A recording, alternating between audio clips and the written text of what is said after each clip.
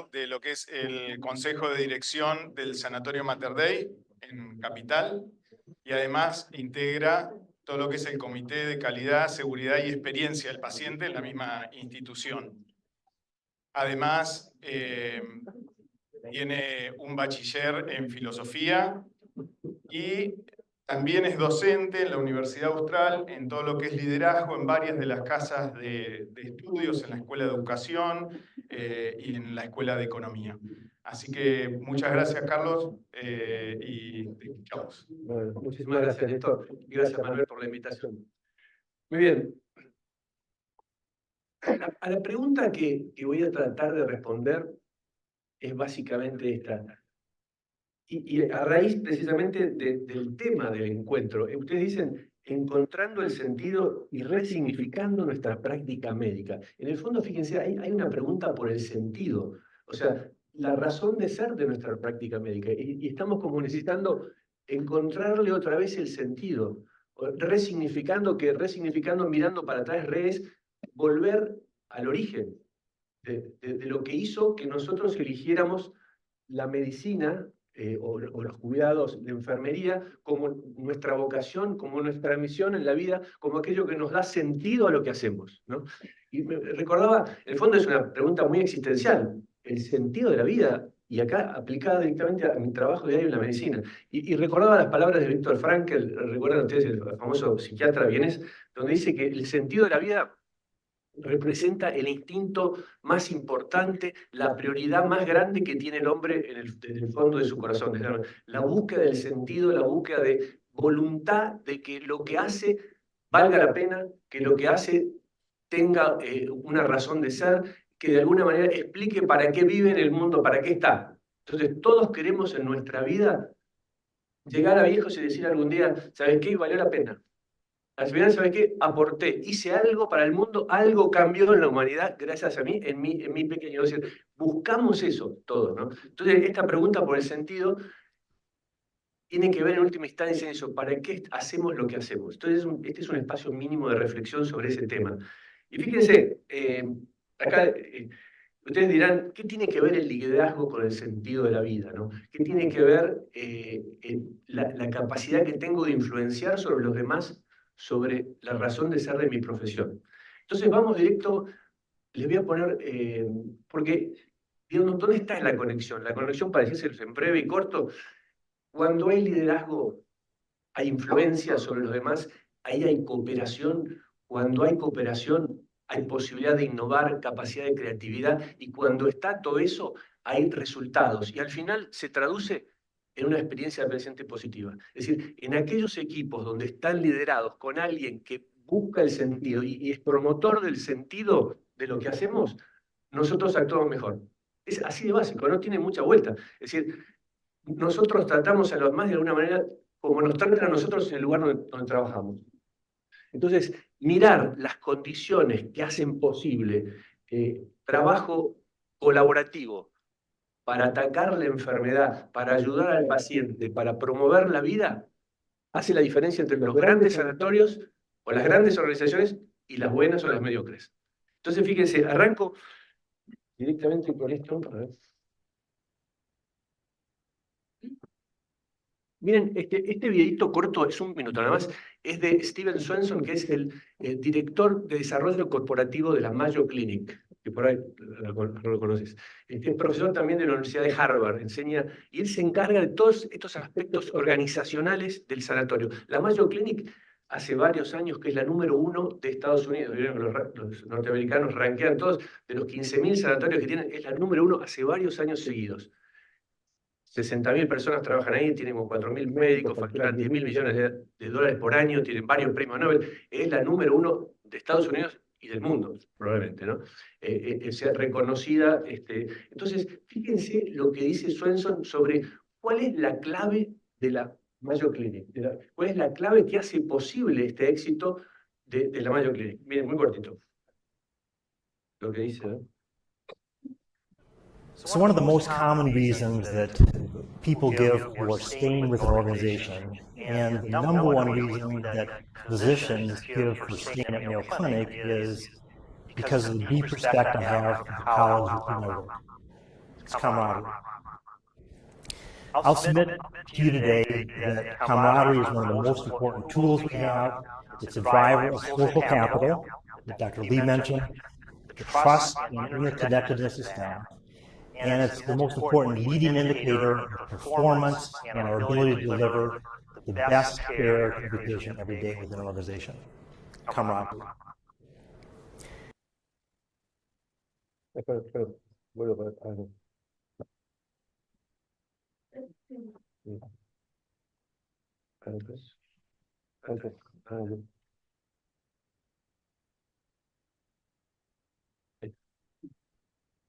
Fíjense, interesante lo que dice este hombre. Y en resumen, acá copié una partecita, sobre dice así. La camaradería es el espíritu de confianza y amistad. La camaradería es la realización del éxito del liderazgo. Es un indicador del éxito del liderazgo. El liderazgo es un proceso social para comprometer equipos de colegas a afrontar retos y superarlos.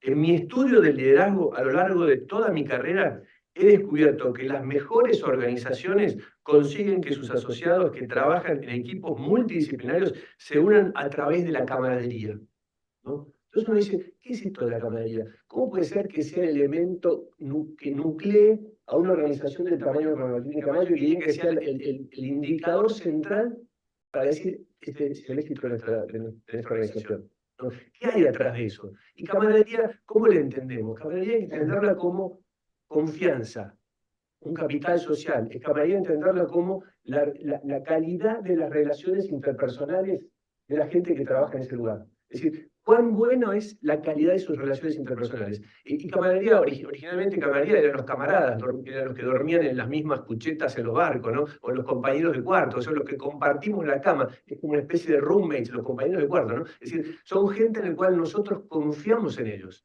los conocen, ¿no? Entonces, fíjense, y para él es la clave de la Clínica Mayo. Entonces, ¿por qué?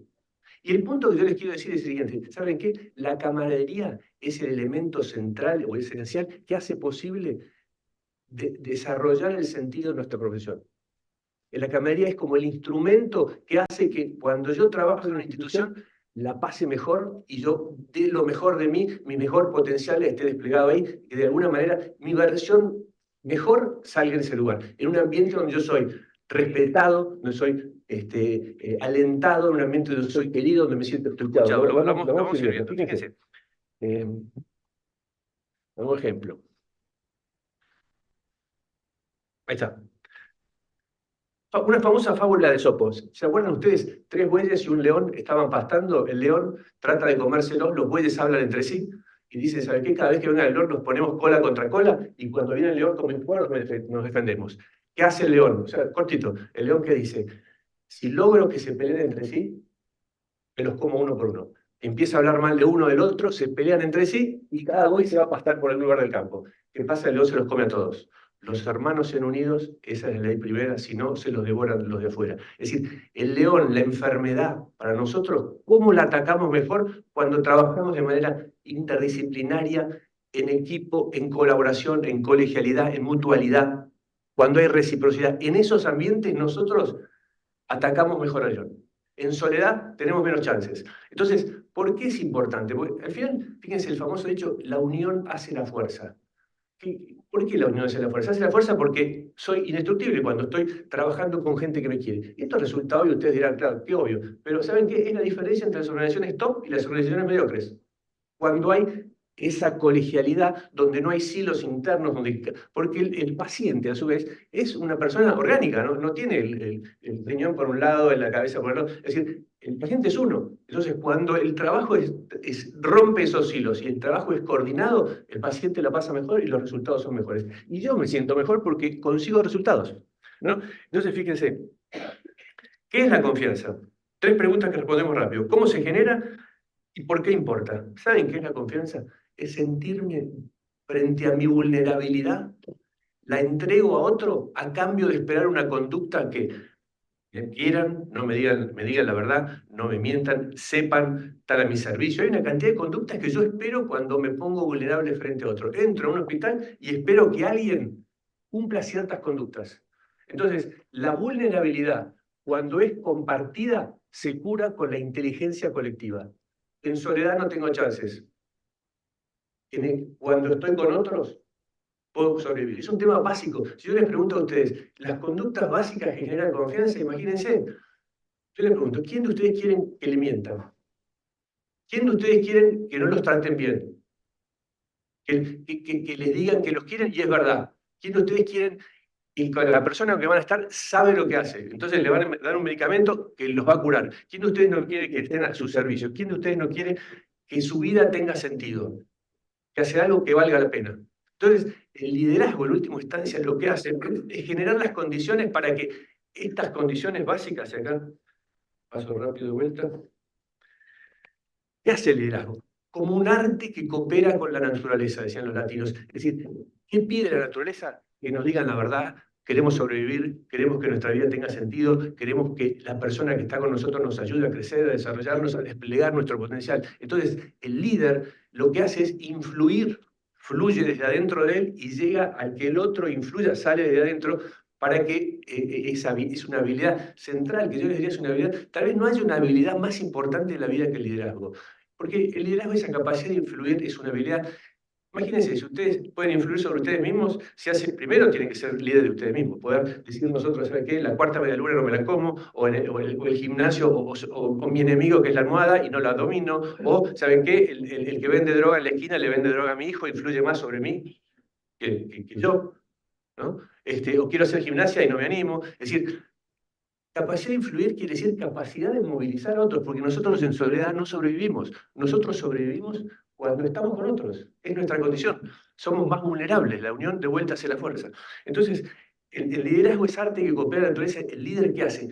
Prepara el ambiente, las condiciones para que los otros sobrevivan en verdad, en amor, en condiciones técnicas, en servicio, porque todos queremos recibir eso. Entonces el líder se pone a disposición, se entrega al otro para que el otro pueda crecer. Por eso ponemos esta imagen así del arte que coopera. Es decir, la fuerza germinadora está en la semilla, no está en el líder.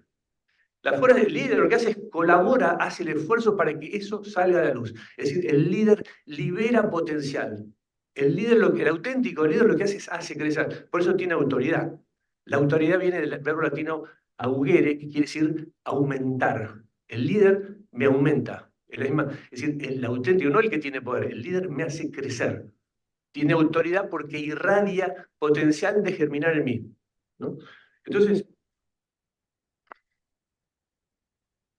fíjense, autoridad más servicio, y que sería la ecuación del liderazgo, pero tiene un elemento central. Liderazgo es servicio, pero cuando lo que resta es el ego. A veces en posiciones de liderazgo, que no es lo mismo que tener ranking, porque vos podés ser líder y no ser el que tiene, no irradia. Mascherano era durante años el líder de la selección, pero y el capitán era Messi. Es decir, se puede ser, tener autoridad, se puede tener el poder y no tener el liderazgo, ¿no? Entonces, ahora cuando aparece el ego, toda esa función de liderazgo, de hacer... Entonces, así como la autoridad y el servicio suman, el ego divide. Cuando no hay humildad de parte del liderazgo, desapareció. El auténtico líder, el último nivel del liderazgo es un liderazgo con humildad, un liderazgo con determinación y compasión para ayudar a los demás, para hacer algo, una obra más grande que sí mismos. Todos buscamos tener algo que sea más grande de lo que no somos nosotros. O sea, nosotros nos miramos el ombligo y no crecemos con eso. Frankl, ¿qué decía? La puerta de la felicidad se abre para afuera, no para adentro. Cuando entrego, el arte de vivir es dar. El que no vive para servir no sirve para vivir. Es decir, estamos diseñados para dar, para amar, la pasamos bien. Es como el boxeador, bueno, esto lo dice Jesús, pero dice, es más feliz el que da que el que recibe, y también lo dicen los boxeadores, ¿no? Pero es decir, uno dando, crece, siente que tiene sentido en su vida. Es decir, pues estamos diseñados para eso. Curiosamente, nos guste o no. Entonces, fíjense, perdón. Vamos a ver, y ahora yo les voy a mostrar las condiciones básicas para generar esa camaradería y ese liderazgo. ¿Cómo hacer? Porque esto es fácil. Ok, hay que tener confianza, hay que generar camaradería. ¿Cómo lo hacemos? Todos sabemos esto. El tema es cómo. Entonces, fíjense, hay 6 conductas que, bajo un acrónimo que se puede bíceps, Si se van a acordar una sola cosa de esta charla, una sola cosa, acuérdense del bíceps, que son las 6 conductas básicas del liderazgo que ayudan a la cooperación, a la innovación, a los resultados, a la experiencia de la ciencia y en última instancia a dar sentido a nuestra profesión. Porque nosotros estamos acá para dar, para curar, para honrar la vida. Los cuidados de enfermería son cuidados de promover la vida, ¿no? ¿Del mundo de la medicina o de la enfermería? Lo mismo. Entonces, fíjense, primera condición básica, y ustedes lo saben de memoria, la benevolencia. ¿Qué es esto? Benevolencia. Benevolencia. Yo quiero el bien del otro. Es la dimensión del amor, es la dimensión de la empatía, de la compasión. Ojo, una de las chicas lo explicaba, la empatía no alcanza. Vos podés ser muy empático, podés ser guardia de Auschwitz, ¿viste? Y el guardia más empático podía ser tremendo, peor todavía, era el peor de los guardias, ¿no? Entonces, la compasión implica la acción. La misma dimensión de la compasión, del amor, porque todos queremos ser amados, de vuelta, ¿quién no quiere ser amado? Es que nos escuchen, que nos valoren, que lo que yo les digo le importa, que si voy a una reunión con otros médicos y voy a opinar algo, no me buleen, no se burlen de mí, no haya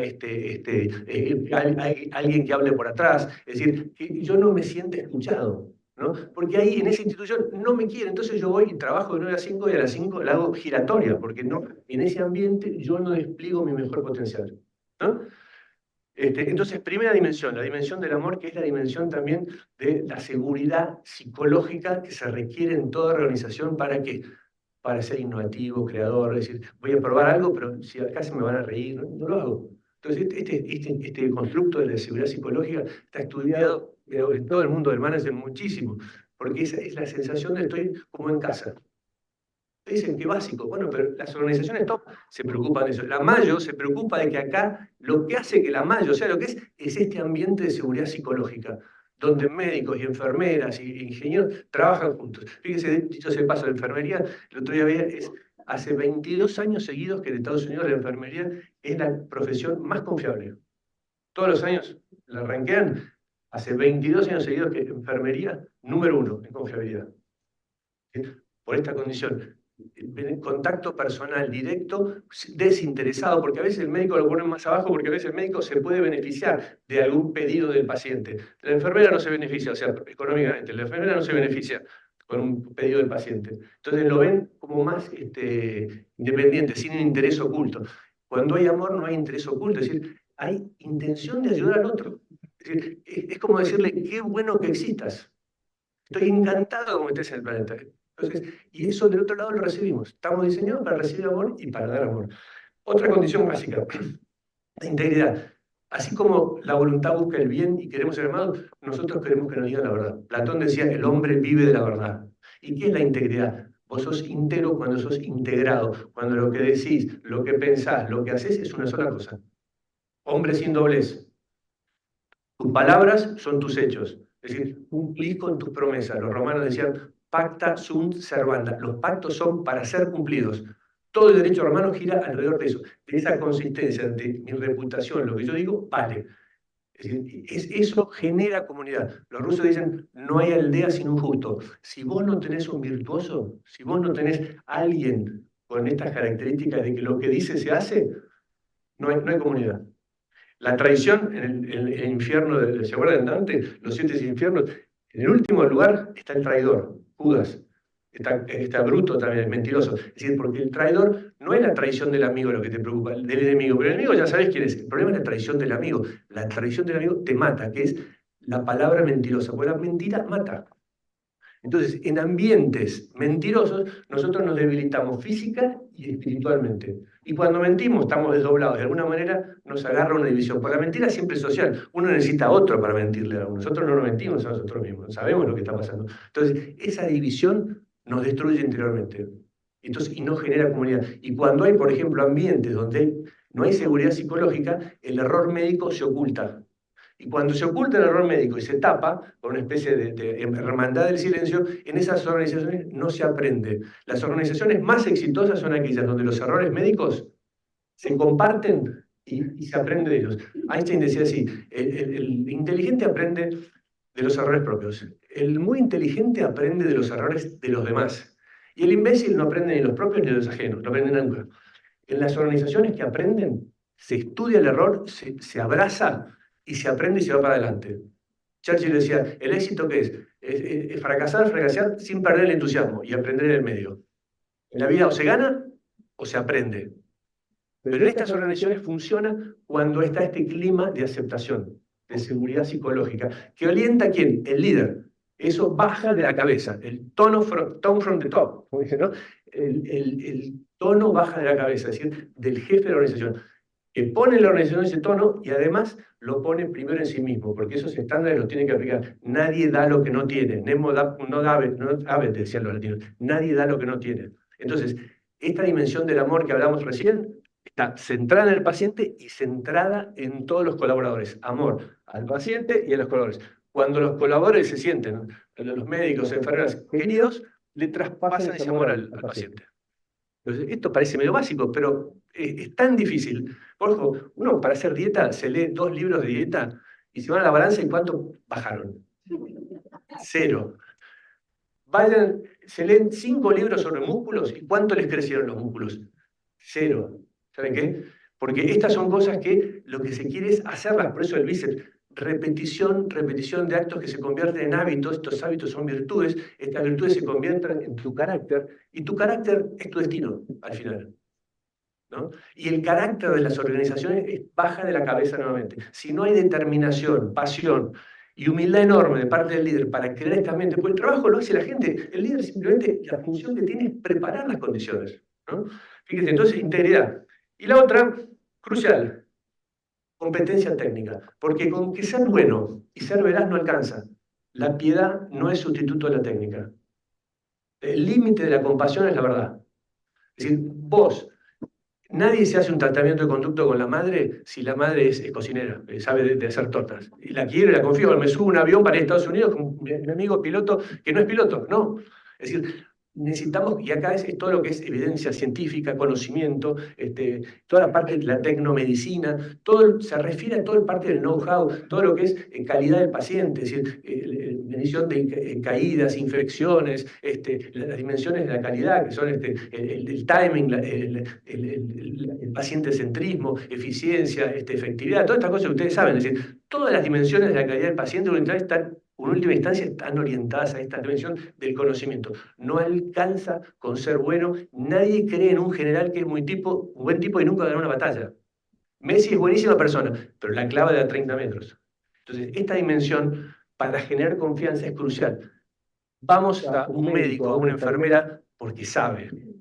Entonces, esto es otra dimensión. Y esto por eso se llama así, el triángulo de la confianza. Si ustedes quieren cómo se genera confianza, decir la verdad, amar y respetar al otro, buena intención, que en el fondo esta buena intención es pureza de corazón, que vos genuinamente de tu intención te surge querer hacer lo mismo que el otro. Vos no te servís del otro, vos servís al otro. Cuando del otro lado perciben que vos sos un escalón en la fama del otro, sos un escalón en el crecimiento, no te siguen, no hay influencia. Es así de básico. Nosotros seguimos a alguien que nos ayuda a crecer. Pero en todas las organizaciones pasa lo mismo. Acá en un sanatorio, pasa en una pizzería, en el Fondo Monetario Internacional, en un equipo de fútbol, donde ustedes quieran. Si no están estas condiciones, no se genera cooperación y no hay resultados. Parece re obvio, pero saben que es dificilísimo. Esto parece muchas veces, la gente habla de, estos son los temas soft de las organizaciones. Pero no hay nada más hard que lo soft. Prueben ustedes de mentirle a su mujer, que los engañan. Prueben ustedes de robarle a su socio. Parece muy soft, pero se acabó. Prueben ustedes de mentir, de robar, lo que sea. Son cosas que las consecuencias no son inmediatas. Con la ley de gravedad pones el dedo en la guillotina y te la cortan en 2 minutos. Pero cuando vos mentís, por ahí una vez no te agarran, la otra vez, pero a la larga no funcionamos como comunidad. La ética, en última instancia, ¿a qué se refiere? Es un manual para la supervivencia, nada más. La ética es cómo hacer funcional la vida comunitaria. Cuando cumplimos con ciertas normas que están probadas hace miles y miles de años, no mentir, no robar, no matar, funcionamos como sociedad. No lo haces, no pasa nada, sos mediocre o desapareces. Entonces, hay sanatorios, hay muchos. Ahora, GREAT, número 1, Mayo Clinic, ¿qué hace? Amor, veracidad, conocimiento técnico, que eso es camaradería, lo que este hombre llama como ese ambiente, y es la función número uno del sanatorio. Generar esas condiciones para que todos los médicos y las enfermeras den su mejor versión. Fíjense, En última instancia, se traduce en confianza, cooperación y resultados. Benevolencia, integridad y competencia son la parte del bíceps, el BIC. Pues en inglés es benevolence, integrity y competence. En castellano y en inglés es lo mismo, pero son el BIC del bíceps, ¿no? Es como regla mnemotécnica. Ahora, una más. Fíjense, bíceps, la E. ¿Qué queremos todos? Ustedes se van a un restaurante, ¿quieren la mesa al lado del baño o quieren la mejor mesa por el mismo precio? Todos buscamos lo mejor. Estamos diseñados para la perfección. Nadie está diseñado para ser mediocre. Nadie quiere ser berreta. Estamos diseñados para lo máximo. O sea, queremos desplegar nuestra mejor versión. Queremos de todos nuestros talentos en todo nuestro potencial. Queremos convertirnos en todo lo que podemos hacer. Toda la ética clásica gira bajo dos conceptos. Conócete a ti mismo, conoce tus fuerzas, tu debilidades, y llega a ser el que eres. Desplega tu potencial. Vos necesitas esos dos elementos, como una semilla. El potencial de una aceituna quiere ser un aceituno, un olivo de 1500 años. Todos nosotros tenemos de chiquitos nuestro potencial ahí. Y en ciertos ambientes nuestro potencial se despliega, en otros no. En los que se despliegan queremos trabajar, queremos ir, me levanto a la mañana contento, me pagan menos, no importa, pero yo ahí soy yo. Ahí estoy querido, ahí soy yo, ahí me siento seguro. Ahí mi vida tiene sentido desde el punto de vista profesional. Porque estoy haciendo algo para los demás, algo extraordinario. Alguien que se beneficia de una causa más grande que yo. Entonces, esta condición de la excelencia, fíjense, les puse acá la imagen de los All Blacks. Los All Blacks son el equipo más ganador de todos los deportes de la historia. Tiene 86% de triunfos. O sea, el segundo más grande es Manchester United, creo que 25, 26%. Los All Blacks hace 100 años que son absolutamente excelentes. Entonces, y fíjense, ¿cuál es el lema de ellos? CANI, Constant and Never Ending Improvement. Mejora constante y de nunca terminar. Esto es el tema de la calidad. Es decir, ellos no se comparan con nadie más que con ellos mismos el día anterior. Cuando sos top, la clínica Mayo, ¿con quién se ocupas? Mirar un poco Cleveland, mirar un poco Kaiser Permanente, pero en realidad miran ellos para mejorar. Vos te comparás con vos el día anterior. Cada día un poco tenés que levantar los estándares, porque nosotros estamos diseñados para que para desplegar nuestro potencial, ser perfectos como nuestro Padre del Cielo es perfecto.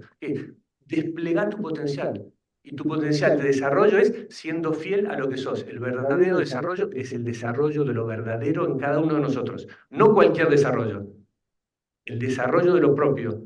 Si sos win, jugá de win, no te pongas de pilar. Revienta la espalda. Si vos amás a los chicos, te gusta la pediatría, no te pongas de gerontólogo. Es básico, no, porque pagan más ahí. Y no sos bueno. Nosotros somos buenos haciendo, Aristóteles dice así, todo lo que es apetece su ser. Nosotros apetecemos o tenemos una inclinación por aquellas cosas que somos. Por eso llega a ser el que eres y conócete a ti mismo. Entonces, este CANI es el moto de ellos. Mejora constante de nunca, y me comparo conmigo ayer. Y la otra, y al final fíjese lo que dicen ellos, está bien. Dicen, better people makes better All Blacks. Las mejores personas hacen los mejores All Blacks. Es decir, no alcanza con ser técnicamente muy bueno. Tenés que ser veraz, tenés que ser amoroso y tenés que saber. Pero tenés que ser veraz, tenés que ser buen tipo, tenés que cumplir con tu palabra, tenés que hacer lo que decís que vas a hacer, tenés que ser humilde. El capitán de los All Blacks, el que está ahí, Richie McCoy y el otro Carter, yo los vi una vez, un amigo, en realidad un amigo entrenándose en el SIC, terminaron de entrenarse estos dos leyendas mundiales del rugby, levantaron todas las pelotas, los conos, todos que habían quedado en la cancha del SIC, las contaban en los bolsos y cuando juntaron todo, llamaron al resto de los All Blacks que estaban en el vestuario y le decían, muchachos, ya está, vinieron todos y subieron el bondi y se fueron. El que levantaba las pelotas era Richie McCoy. Carter. El All Black, capitán de All Black, dice más grande de la historia. El tipo levantaba, termina un campeonato mundial y se barre en el vestuario. Ellos se barren en el vestuario. Nadie le limpia la basura a un All Black. Entonces, la dimensión de humildad, compasión y determinación absoluta por el objetivo, siempre con humildad, el nivel máximo de liderazgo. Y eso hace sentido. Porque cuando hacemos cosas que hacen sentido, ¿saben cómo se logra el sentido? En última instancia, asumiendo responsabilidades. Lo que dice Frankel, cuando yo asumo responsabilidades, doy sentido a mi vida. Una vida sin desafíos, sin responsabilidades, sin aventuras para encarar. No estamos diciendo, los perros esquimales cuando los dejan sin tirar trineo, mucho tiempo se comen los garrones.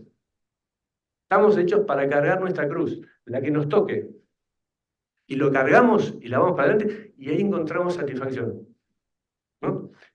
Fíjense, bíceps dijimos, benevolencia, integridad, competencia, excelencia, ahora viene la P y la S. Presencia y servicio. No les digo nada que ustedes no sepan. El amor es presente. No puede haber un amor si no es presente.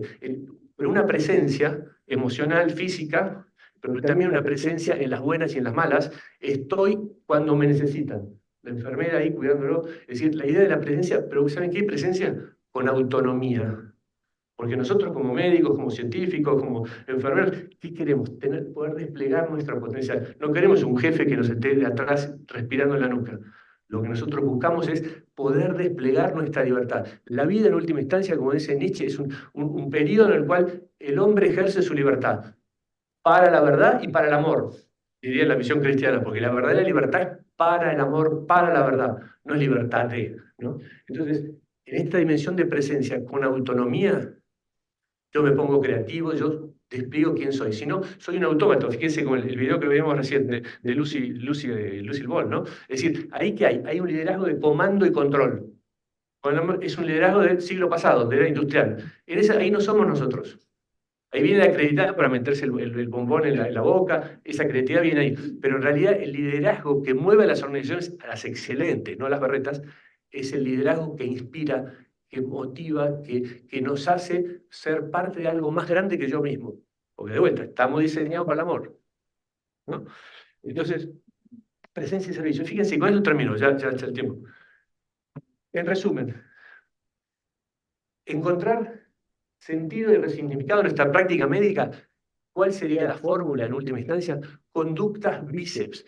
Conductas, cuando hay amor, que vienen del líder y vienen también de mí mismo, porque tengo que ser líder yo mismo, ¿no? De mí mismo.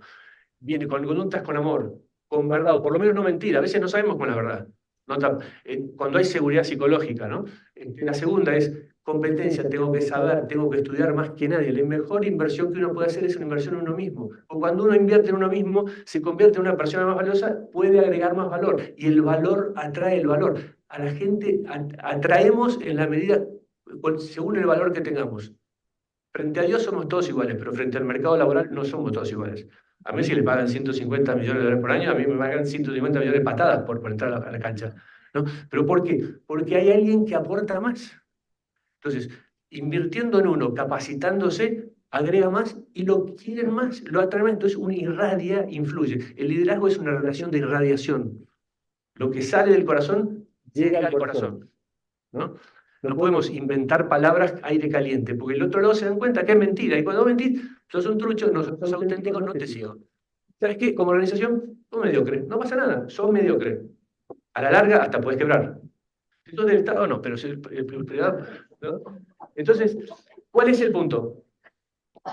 Buscamos la excelencia, lo máximo, levantar estándares. La otra, presencia, siempre donde nos necesitan estamos. San Martín con Cabral, ¿dónde estaban? Estaba en el campo de batalla. Cabral murió ahí, dejó la vida. Fíjense que el liderazgo sería San Martín, que el tipo murió por su líder. San Martín, de hecho, ¿sabe? Me contaba una vez un alumno que cuando San Martín murió, cuando murió Cabral, San Martín pidió que le dieran un botón que tenía en la chaqueta Cabral. No sé si sabían la anécdota.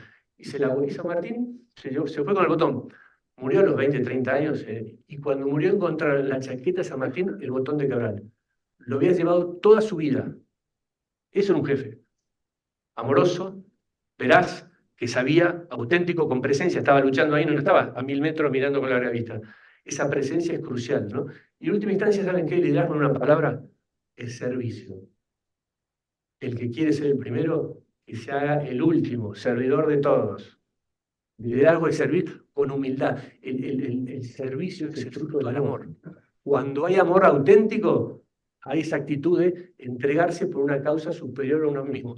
Todos queremos pelear por una causa que sea superior a nosotros mismos. Estamos diseñados así. Queremos la verdad, queremos amor, queremos saber. Los norteamericanos dicen mastery, love and autonomy, ¿no? Las tres condiciones: maestría, autonomía y verdad.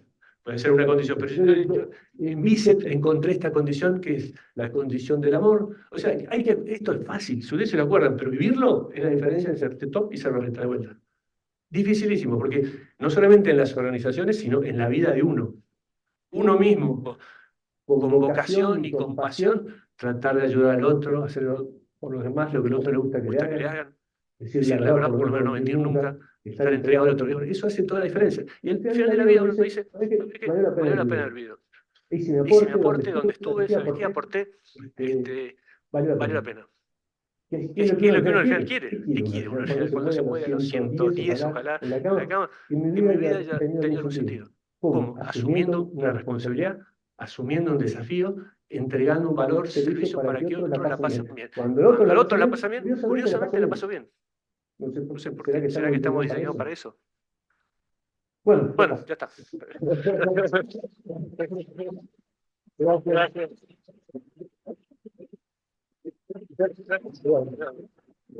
Muchísimas gracias, Carlos. La verdad que súper bien dicho y personalmente me encantó y mucha inspiración sacó, ¿no? Para recargar, pero nos sirve para que otro lo diga para recargarnos, ¿no? Que un poco tiene que ver con el espíritu de estas jornadas, ¿no? Que son completamente distintas a las que veníamos haciendo. Estamos tocando otros temas, pero justo haciendo honor a este título, ¿no? De lo que vos remarcabas al inicio. Que es tan importante, tal cual. Marcelo. Bueno, creo que Fernando quería hacer una pregunta cuando estaba saliendo de la vaina, entonces la paso. Bueno. No, primero te quiero no felicitar, sino agradecer por la charla, porque creo que, viste, como decía Néstor un poco cuando pensamos la jornada, pero siempre hay una pregunta que yo me hago y me rehago, y cuando pienso en la persona, en el líder, esto es como la comunicación, ¿no? Uno habla de habilidades de la comunicación y uno sabe que hay habilidades que parecen que vienen con uno, pero en definitiva se pueden aprender. Yo creo que tomando tu charla, y esto que me encantó de mirarse uno adentro, esta metodología de espejo, ¿no? Es decir, bueno, ¿qué me falta? ¿Qué hago para ser mejor? Para encontrarle justamente el sentido. La pregunta es, ¿el liderazgo entonces en definitiva se puede aprender, se puede mejorar, se lo puede enseñar? Absolutamente, como cualquiera de las virtudes. Pero ¿cómo se hace? Repitiendo actos. Aristóteles, ¿qué decía? Vos querés ser veraz, no digas mentiras, decí las cosas como son siempre. ¿Querés ser alguien que consistente con lo que decís? Cumplí con tu palabra, siempre. Los ingleses dicen así, fake it until you make it. Por ahí no sos veraz, pero sabés, actúa verazmente, a la larga te convertís en un tipo veraz. Amá al otro como te mismo, por ahí no te sale poner la otra mejilla. Hacelo 1, 2, 3 veces, al final te convertís en perfecto. Sé perfecto como vuestro Padre del cielo, lo que es. Repetí actos de amor. A la larga te convertís en un tipo benevolente. O sea, esto no es con leer, lo leíste, tengo que ser benevolente, o tengo que ser amoroso. Y no hiciste nada. La realidad es que no. Entonces, ¿cómo se hace? O como decía Dale Carnegie, actúa con entusiasmo y tendrás entusiasmo. Es decir, en el fondo uno, actuando, se convierte en lo que actúa. Nosotros somos lo que hacemos. Por eso nuestros hábitos son tan importantes, por eso es tan importante lo que hablamos, lo que decimos, porque se transforma en nuestros hábitos, buenos o malos. Y eso es nuestro carácter, y al final, tu carácter es tu destino. Entonces, ¿cómo se hace si tenés la habilidad natural? ¿No? Messi tenía la habilidad natural, obviamente, pero ¿sabes qué? Se entrena 12 horas por día. A Cristiano Ronaldo le tienen que apagar en el vestuario, Ferguson, los viernes a la tarde le cortaban las luces del gimnasio, porque el tipo quería seguir entrenando. Se ha venido todos y Cristiano, decía, Cristiano se acabó, mañana jugamos, y el tipo seguía pateando. ¿Qué hacían? Le levantaban. Entonces, vos te convertís en crack actuando como actúan los cracks. ¿Querés ser una organización veraz, donde no hay mentira? No permita la mentira. El error médico se anuncia, el error médico se estudia, el error médico, ¿sabes qué? Públicamente se hace un ateneo, lo que sea, y aprendemos del error. Pero en una organización con miedo, con seguridad psicológica, inseguridad psicológica, vos no decís nada, dicho bolita, calladito. Entonces, ¿qué pasa? En ese ambiente, simplemente es una organización donde no se aprende. Te digo, las organizaciones, hay un famoso estudio de Amy Edmondson de la Universidad de Harvard del año 2000, estudió varios sanatorios y equipos médicos donde tenían mayor habilidad para diagnosticar. ¿Sabés qué se dieron cuenta? Que los equipos donde había mayor cantidad de aciertos en los diagnósticos eran los equipos que cometían más errores. Y equipos médicos donde había pocos errores, curiosamente, no tenían mucha capacidad de diagnóstico. Se llamó el proyecto Google Aristóteles. Entonces, Google lo aplicó después. Entonces era medio raro, decían, ¿cómo? Los que menos se equivocan tienen menos capacidad de diagnóstico. ¿Y sabes qué era? Que los que no se equivocaban, no era que no se equivocaban, que no reportaban los errores. Entonces, ¿qué pasaba? Los otros reportaban el error, aprendían y hacían las cosas mejor. Entonces, esos eran los equipos tops. Pero ¿qué necesitas eso? Un ambiente donde te acepten y el error se abraza como pedagogía, porque el mal es pedagogía pura, si uno es capaz de mirarlo con esa mirada. Bueno. ¿Hay tiempo o no?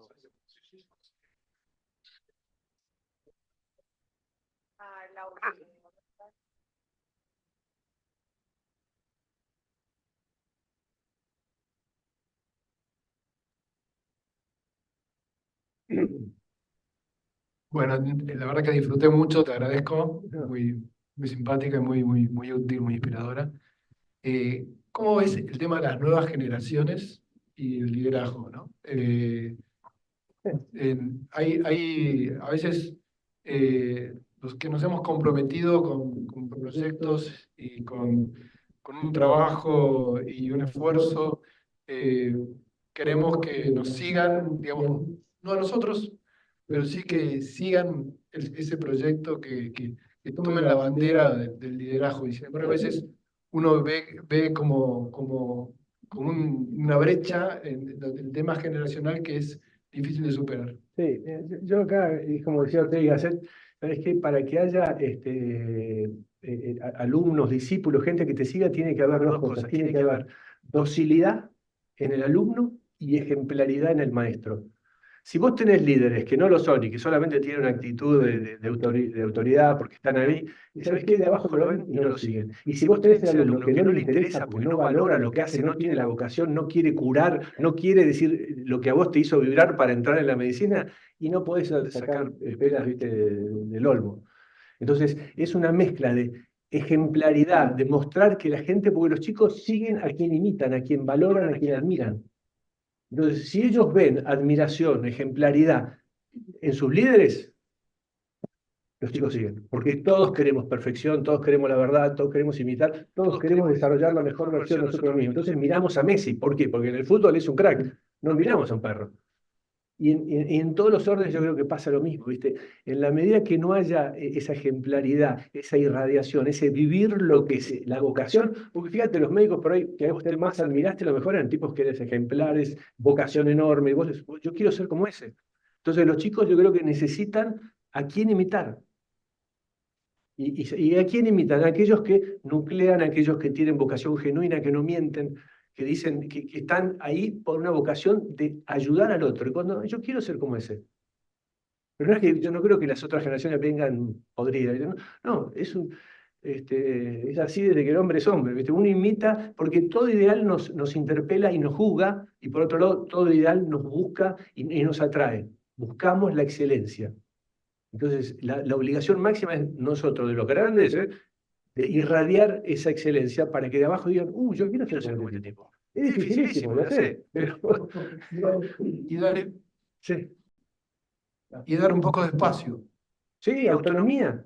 Es lo que te digo, es parte, dejar actuar, pero cuando uno confía en el otro,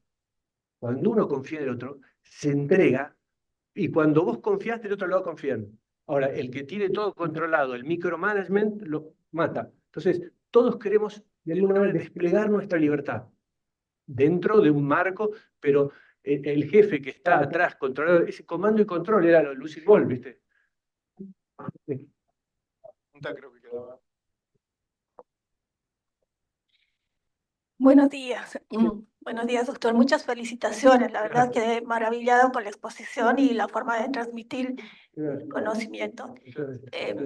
Yo quería saber qué estrategias tomaron para aceptar el error como forma de pedagogía. en el servicio.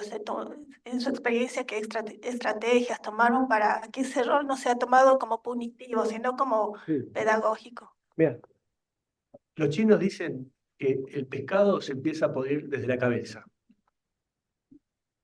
Si vos, tone from the top, dicen los chinos, la cultura organizacional baja de la cabeza. Si vos tenés entre los directivos, entre los jefes de arriba, abrazar el error o de alguna manera aprender el error, y esa es la cultura que baja, de abajo bien, porque todo el mundo quiere aprender.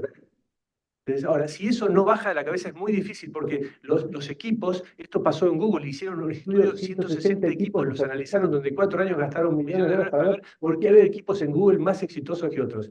Y la conclusión que llegaron era que no era que iba a qué universidad era, qué religión era, qué raza era, los equipos donde había más seguridad psicológica, donde el error se abrazaba y se entusiasmaba porque el jefe alentaba, eran más creativos. Entonces, ¿pero de dónde baja eso? De arriba. Y de abajo, porque de abajo todos queremos poder aprender del error. ¿Quién no quiere aprender del error?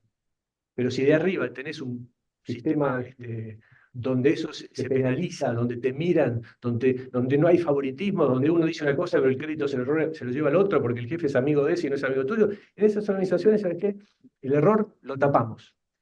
O no, ni lo digo porque no le aporta a nadie, nadie lo va a valorar. En cambio, las organizaciones donde importa el paciente, ¿sabes qué? Ojo, no lo hagamos de vuelta. Entonces se hace un Ateneo, se hace en el Mater Dei, por ejemplo, analizamos el peor caso del mes o el mejor caso del mes. ¿Y para qué? Para analizar y aprender, y aprendemos más. ¿Cómo? ¿Ah, yo? Ah, perdón. Lo que tratamos de hacer es aprender de los peores casos. Había un famoso, un empresario que Mastelón era, que él miraba todos los días el libro de quejas que le llegaban, porque quería ver qué opinaban los tamberos, porque aprendían de los errores. Entonces, la clave es de arriba para abajo. Ojo, de abajo también para arriba, pero en un ambiente donde vos no te sentís seguro, no decís nada. Y ¿sabés qué? Esas organizaciones no aprenden. Cuando no hay aprendizaje, cuando no hay curiosidad, en esas organizaciones no pasa nada, son mediocres. Los enfermos los curás menos, la experiencia del paciente es peor, y bueno, sobrevivís. Y ahí no encontrás sentido en tu vida porque vos querés lo mejor para vos y para la gente que trabaja para vos. Entonces, a la larga en esas organizaciones hay que irse. De última, ¿no? Si uno puede. Pero de vuelta, uno a veces se cambia en los trabajos porque el jefe es malo, no porque la empresa es mala. Te tocó un mal jefe donde está ese clima de terror, sonaste. Pero es crucial, porque todos queremos que digan la verdad, que nos amen, que nos hagan crecer. No digo nada que no.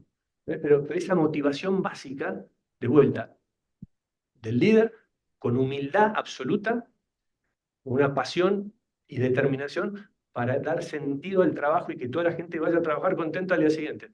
Es la función del líder. Es el jefe de dar sentido al trabajo. El líder es el jefe de dar... Si Frankel te diría, vea, vos como jefe tenés que ayudar a que la gente encuentre el sentido de su vida. Para eso te pago. Es difícil, pero bueno, es la diferencia entre la Mayo, que te dice, la camaradería es lo que explica el éxito de la Mayo, y lo que nosotros no vamos a admitir. Es decir, si hay un mal ambiente, un médico trata mal a una enfermera, inadmisible. Son pares. Equipo, hablan, todos escuchan. El gema paternalista de la medicina todavía queda, pero ¿sabes qué? Bueno, son mediocres, no pasa nada. ¿Sí? Bueno, Carlos, muchas gracias nuevamente. Y le damos paso. Le damos paso al doctor Lantos y vamos a tocar ahora el tema de la espiritualidad, dando un poco también de seguimiento a este bloque. Y nos van a acompañar en el panel reactivo Agustín Silverberg, que Agustín es sacerdote y es médico. Agustín trabaja acá en el hospital ya con nosotros hace bastante tiempo. Su tesis fue sobre cuidados en niños críticamente enfermos, ¿sí? Y además Agustín dirige el Comité de Bioética de nuestra institución. Y también va a estar Javier Rodríguez Aria, que es psiquiatra infantil, infanto-juvenil en nuestro servicio. Así que, bueno, les agradecemos a ellos también para estar presentes en la ronda de preguntas. Doctor Lantos. Muchas gracias. Yo trabajaba en la Universidad de Chicago, que no está lejos de la Clínica Mayo. Y el decano siempre decía que las 3 cosas más sobrevaluadas en el mundo son la cocina casera, el sexo fuera de la ciudad y la Clínica Mayo. Tal vez fueron celos, no lo sé.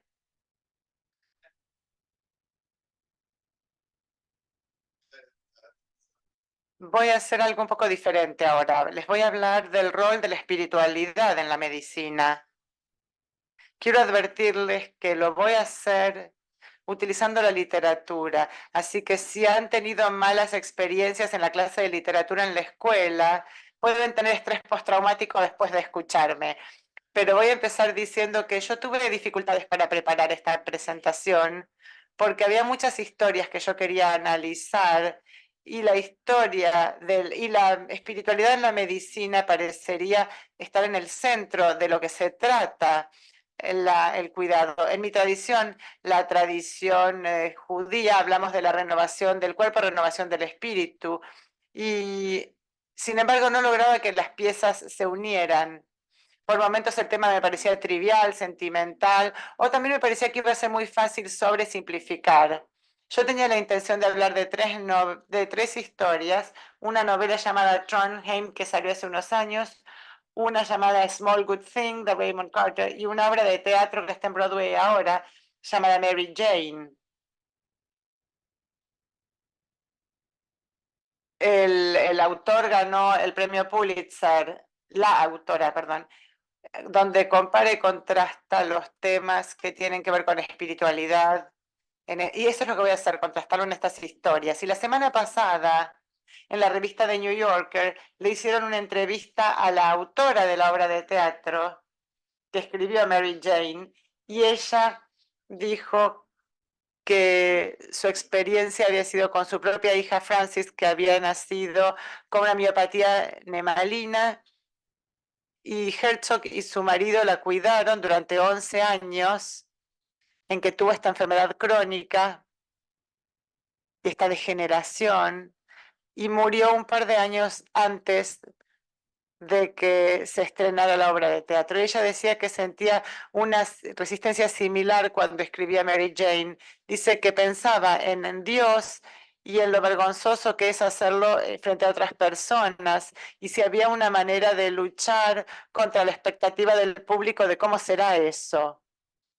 Quienes hemos tenido experiencias espirituales nos damos cuenta que es difícil hablar de ellas, es difícil explicarlas, y una de las cosas, hay obras de la literatura sofisticadas que tratan de mostrar qué significan esas experiencias. Herzog dijo que escribir esto había sido una partida temática porque sus obras anteriores habían sido violentamente seculares, basadas en su propia experiencia familiar, una familia judía muy secular, y quería que la gente pudiera ingresar en esta experiencia que ella denominaba la fealdad o la dulzura de este sufrimiento. Esa era su historia. En la obra que escribió termina desarrollando una construcción paralela. El acto 1 tiene lugar. Mary Jane es la madre de una niña con un problema, de un hijo con un problema complejo. El acto 2 tiene lugar en su departamento, donde están el encargado del edificio, una enfermera, un amigo, y también la hija adolescente de la enfermera. Y en el acto 2 se van al hospital, y una vez más hay 4 amigos que son las mismas 4 actrices en roles distintos, de médica, de otra madre, terapista, musicoterapista, y una capellana budista. Y los mensajes que se transmiten es la dificultad de explicar el sentido de esta enfermedad de distintas maneras a distintas personas. En el comienzo de la obra, esto parece muy mundano, está en el edificio, se encuentra con el encargado del edificio que está tratando de destaparle un caño en la cocina y tienen una conversación común y se escucha el monitor que suena de fondo en la habitación de la hija y luego se dispara una alarma y Mary Jane corre hacia la habitación mientras el encargado está tratando de destapar el caño. Ella va a monitorear a su hija, luego vuelve y continúa la conversación. Esto retrata su vida actual, tiene una vida común, él está teniendo una vida común, destapando cañerías y ella cuidando a su hija en casa. Cuando aparece la hija de la enfermera, que es una adolescente, ella está más abierta que los demás personajes. Entonces empieza a formular preguntas, quiere saber qué le pasó a Alex, al hijo de Mary Jane, y cuenta la historia de que en medio de la noche le dijeron que nació en medio de la noche y le dijeron que no iba a sobrevivir y que le tenía que decir adiós. Y ella dijo que no sabía cómo decirle que no, que ella lo quería, que era un niño deseado. Y siguió diciendo que lo quería. La adolescente quiere saber más, entonces, cognitivamente, él pregunta y ella dice, difícil saberlo debido a sus limitaciones físicas.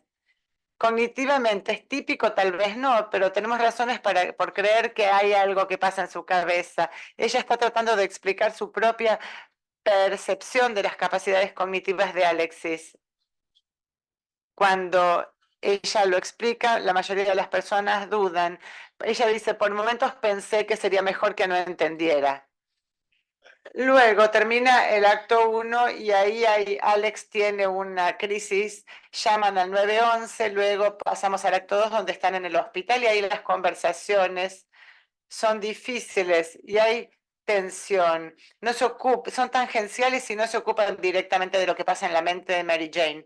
Por ejemplo, o en la mente de los profesionales, por ejemplo, tiene una conversación con el doctor de terapia intensiva. Ella explica su preocupación de que le están haciendo muchas radiografías de tórax a su hijo. Y él le contesta, si le preocupa la radiación, yo y mi equipo tal vez hayamos fracasado aquí. No creo que usted entienda la gravedad de la situación de su hijo. Si lo que le preocupa es eso. Entonces, esta es una manera un poco velada de hablar del pronóstico de su hijo. Por ejemplo, cuando se dice si va a seguir teniendo cáncer cuando tenga 30 y se sabe que no va a llegar a los 30. Bueno, hay otras preguntas. Nos encontramos con una Mary Jane que se hace amiga de una madre judía ortodoxa. Entonces quiere saber si la fe la ayuda, si hace que las cosas sean más fáciles. Y ella contesta, ¿cómo puedo saberlo? La comunidad hace las cosas más fáciles, pero si la fe me hace la vida más fácil, no creo que tener un hijo enfermo sea menos doloroso para mí que para las personas que no creen en una religión. No creo. No es eso a lo que me refería, dice Mary Jane. ¿Usted cree que usted está sufriendo por una razón? Yo no quiero decir que usted está siendo castigada, pero no piensa, yo estoy temblando, no sé por qué. Cuando usted dijo esto es real, lo perdí mi pregunta. Esta idea de que acercarse a estas preguntas tan profundas espiritualmente, esto de alguna manera nos bloquea la mente. Cuando la gente va llegando a esas preguntas últimas, no solo no puede pensar bien, sino que además empieza a tener manifestaciones físicas de la ansiedad que está sufriendo. Cada una de estas historias se abre a estas preguntas sobre el sentido de estas experiencias espirituales tan profundas. En el cuento de Raymond Carver, nos encontramos con una historia también que empieza de manera muy mundana. La madre está en la panadería pidiendo una torta de cumpleaños para su hijo Scotty, que va a cumplir 8 en un par de días. Le ponen feliz cumpleaños Scotty. No le cae muy bien el panadero. Entonces ella le pregunta cómo es ser panadero y se va pensando, bueno, qué hombre tan solitario. Pero luego Scotty es atropellado por un auto y entra en coma. Y lo internan en un hospital y ahí están el padre y madre junto a la cama pidiendo información a los médicos. Y se olvidan por completo de la torta de cumpleaños. que se convierte en un elemento clave de la historia. Cada una de estas historias tiene un elemento recursivo, algo que parece mundano al comienzo, que termina adquiriendo muchísima importancia a medida que avanza la historia. Los médicos hablan con los padres de Scotty, no son muy claros con el pronóstico, le dicen, bueno, sabremos más en un par de horas, a veces lo vemos en casos de shock que están durmiendo, no lo queremos llamar coma, a veces simplemente es un sueño profundo. El médico no tiene ni idea y trata de actuar como si supiera, cuando en realidad no tiene ni idea de si Scotty va a salir de ese coma o no. Una vez más ahí la ansiedad es visceral, es visible, se ve al padre manejando y le empieza a temblar la pierna izquierda, se queda sentado un minuto en el auto, cierra los ojos y vemos a la madre también que está mirando por la ventana y sabe que algo está sucediendo, que es algo muy duro, tiene miedo y sus dientes tiemblan porque aprieta sus mandíbulas. Estamos hablando de manifestaciones físicas de la ansiedad que están experimentando estos padres y que se ven en estas historias. Hay muchas historias escritas por padres cuando reciben malas noticias o cuando reconocen exactamente lo que ha ocurrido. Vicky Foreman escribió una memoria maravillosa acerca de tener mellizos prematuros. Dice, aprendí sobre el sufrimiento durante este tiempo, aprendí que no importa la verdadera temperatura, el dolor hace que el aire sea frío. Todo tiene lugar en cámara lenta y parece como si lo viera con un telescopio. Muchas cosas parecen poco familiares y incluso me pregunté cuál era mi nombre. Me preguntaron mi nombre y lo tuve que pensar un buen rato. Y Amy Kubal también habló de tener un diagnóstico prenatal de una enfermedad y dice, a menudo las personas utilizan términos físicos para tratar de describir lo que los está devastando, la noticia devastadora, como si les pegaran en el estómago, como si el mundo se cayera encima de ellos. Y Howard y Ann, los padres de Scotty, Howard y Ann, primero están alienados el uno del otro, pero después en un momento de profundo pensamiento espiritual, Howard se conecta, se sienta en una silla junto a su mujer, se miran. Él le quería decir algo a ella para reconfortarla, pero también tenía miedo. Le toma la mano, la pone en su falda y esto hace que él se sienta mejor, tener la mano de ella.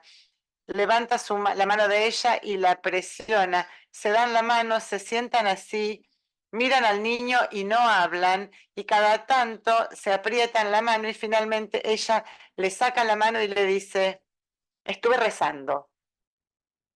Él asiente. Pensé que me había olvidado de cómo rezar, pero volvió. Lo único que tenía que hacer era cerrar los ojos y decir, Dios, ayúdanos. Después el resto fue fácil.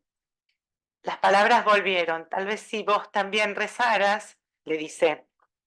Yo también recé, dice él, recé a la tarde y ayer a la tarde, cuando me llamaste, mientras manejaba hasta el hospital. Y ella le dice, qué bueno, por primera vez sienten que están juntos.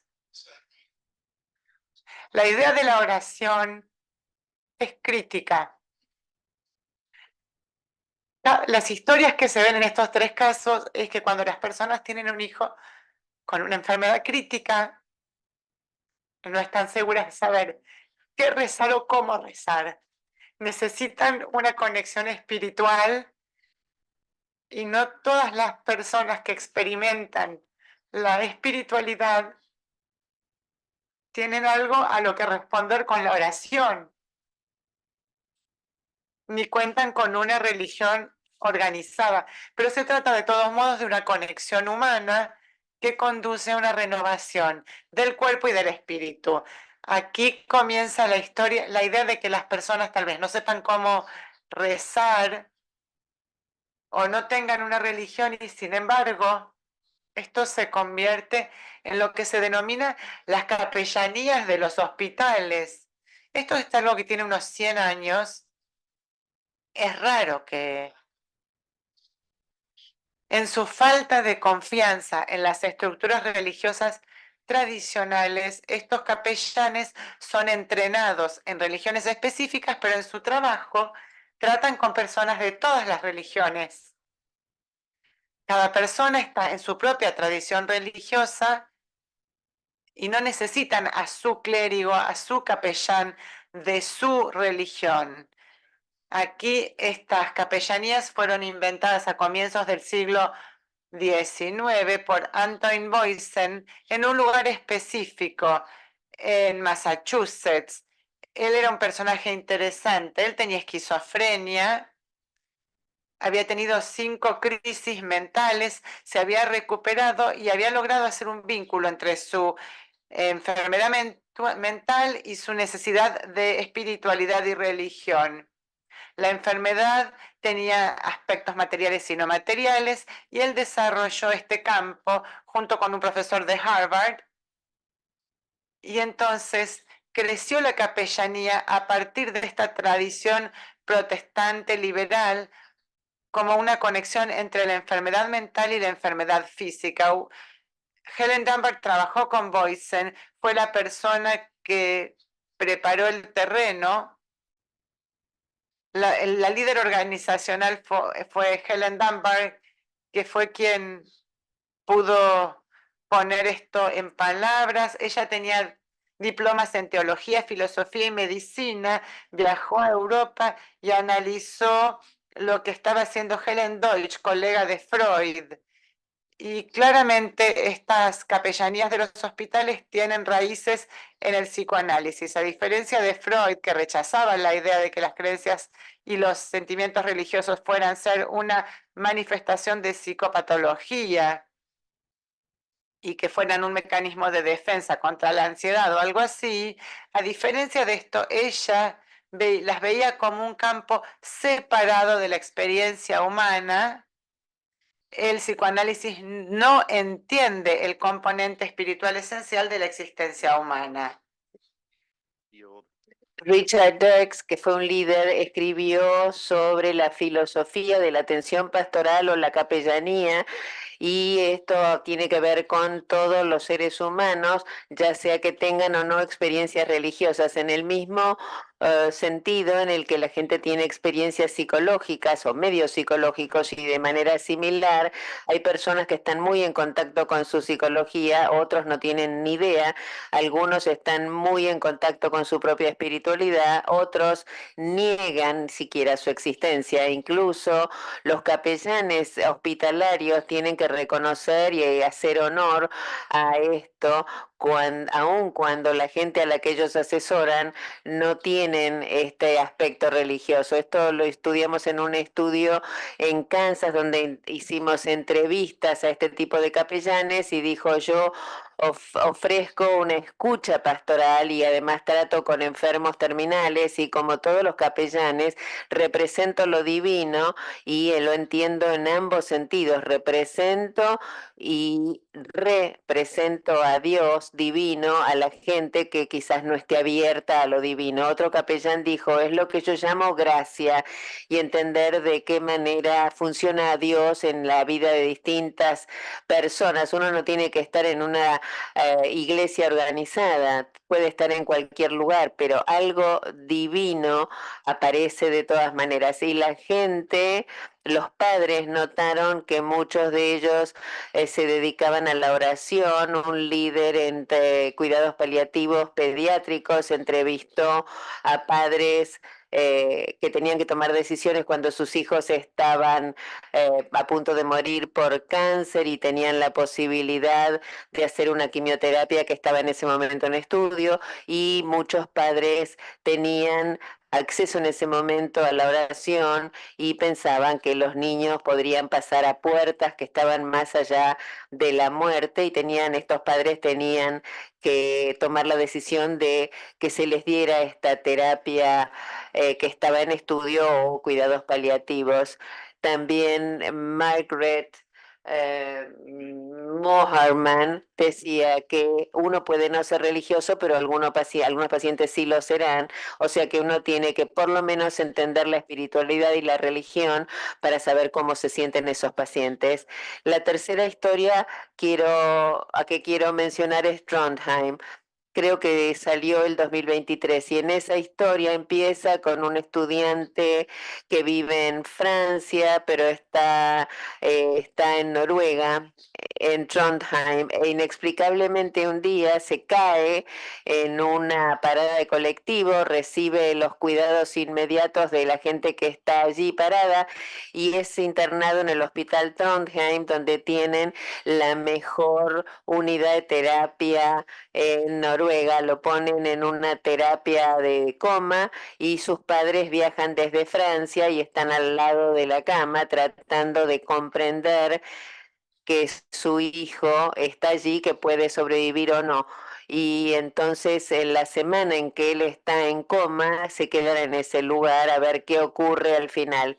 Y el pronóstico es incierto, como ocurre con las otras historias que les mencioné, y los médicos no explican con claridad lo que está ocurriendo. Puede ser un día, una semana, un mes, y entonces dice como algún mecánico de un garage logró que la incertidumbre sonara como predecible. Nosotros no vamos a saber nada antes que se despierte. Las dos madres tenían visiones del mundo muy distintas, habían estado casados 25 años. Alba, cuando llega al lado de la cama de su hijo, saca el rosario y la enfermera y la mira con un poco de sorpresa y pregunta, ¿ayuda?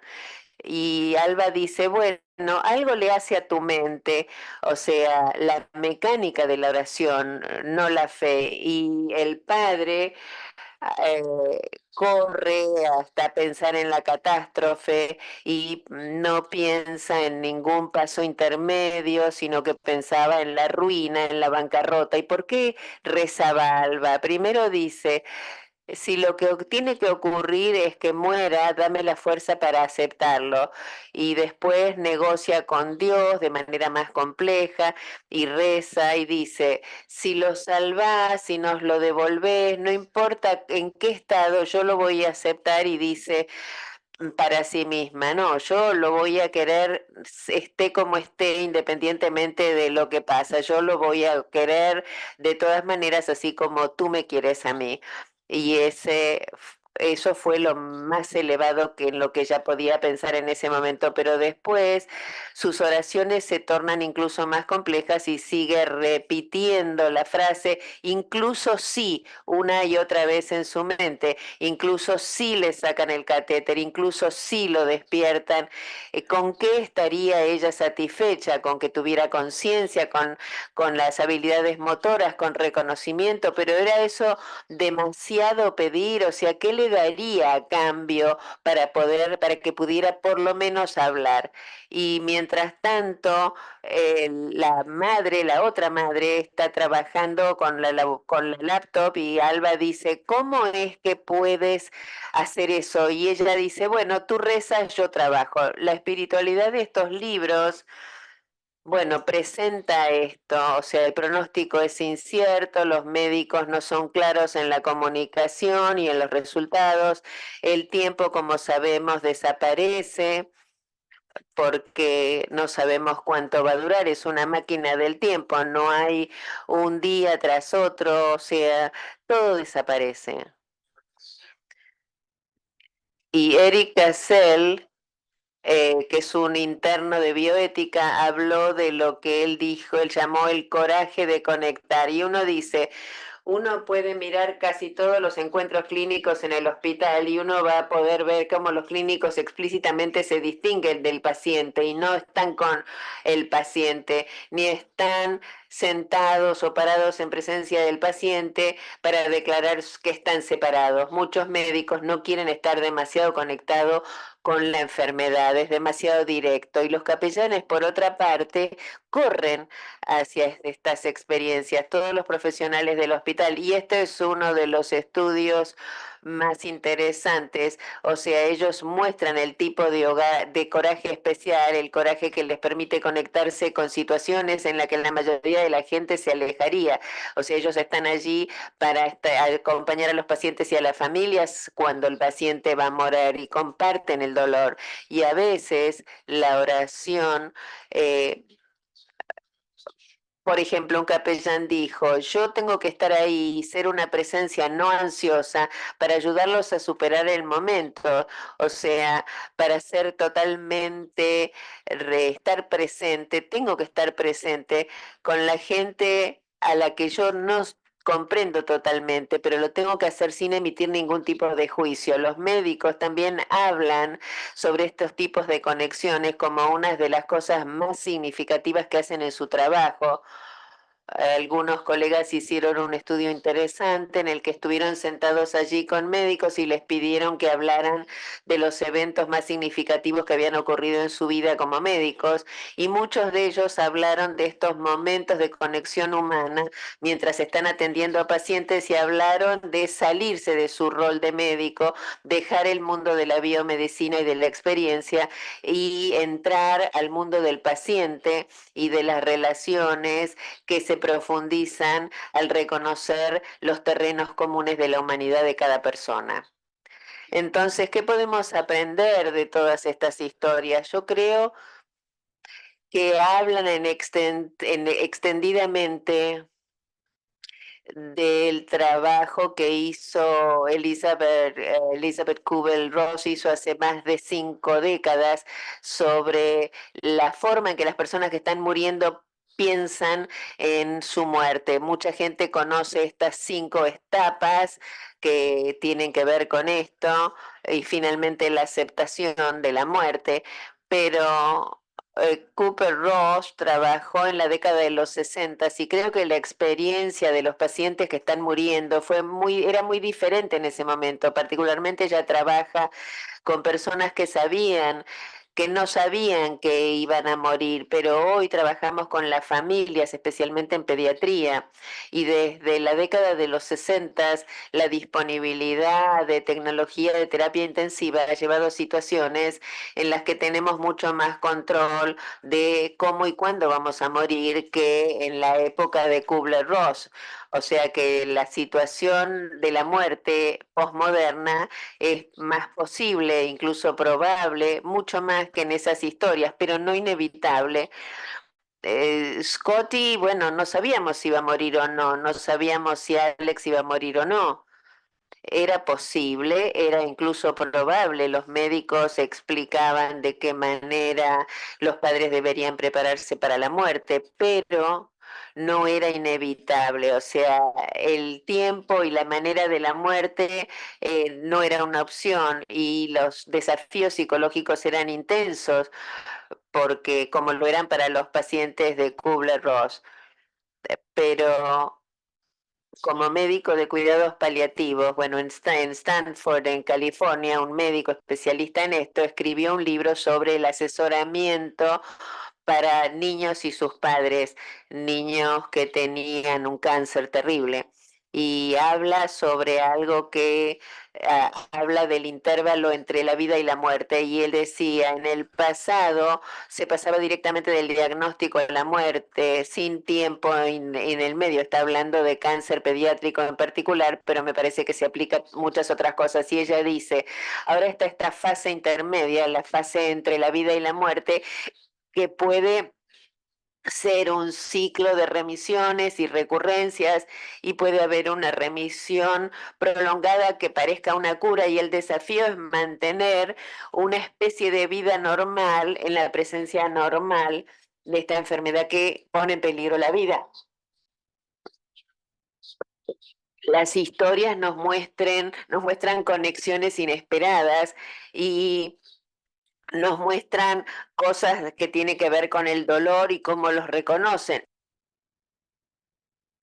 En cada una de estas historias los padres hacen una conexión con familias de otros que tienen también una persona querida muy enferma, y cómo se reúnen y cuáles son sus experiencias. Y en cada uno el padre desaparece como personaje central y los personajes centrales son los cuidadores a medida que estas personas van pasando por estas vicisitudes de la hora, el desconocimiento de qué vendrá después y el reconocimiento de su futilidad común.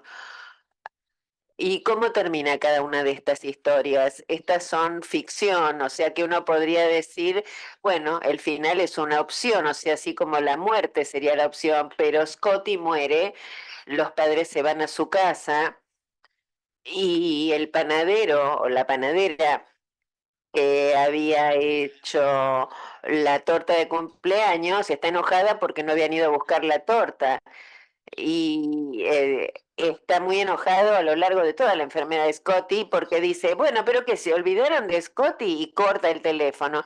Y finalmente descubren que es la panadera y van a hablar y a gritarle y le cuentan lo que pasa o lo que pasó y dice, bueno, tiene mucho remordimiento y dice, uy, si solo hubiera sabido, bueno, por favor, siéntense, espero que coman algo de lo que tengo acá porque seguramente necesitan algo de comer y entonces saca un pan y les pide que lo huelan y lo huelen y los hace probar el pan y siente el sabor de distintos elementos y escuchan lo que le dicen y comen ese pan y entonces hablaron y siguieron hablando hasta la mañana siguiente y no pensaron siquiera en irse del lugar. Y el final de Mary Jane, la capellana, el capellán budista, es lo mismo, o sea, era parecido al personaje del plomero.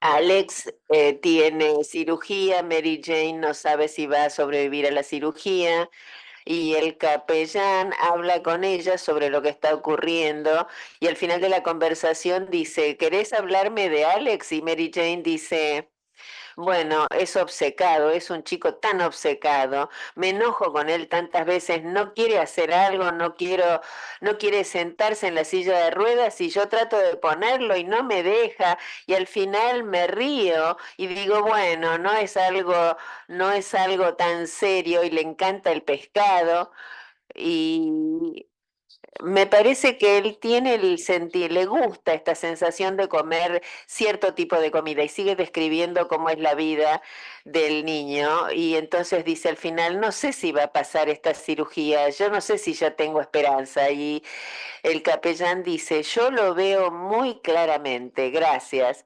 Y las escenas finales de Trondheim, Pierre se despierta, los médicos y las enfermeras piensan que es un milagro, nadie pensaba que iba a sobrevivir, pero Lil no está tan segura de que haya sido un milagro.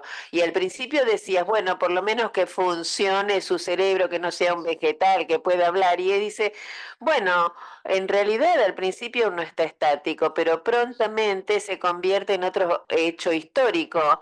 Entonces, ahora uno empieza a mirar hacia atrás y empieza a pensar en dónde estaba uno 24 horas atrás.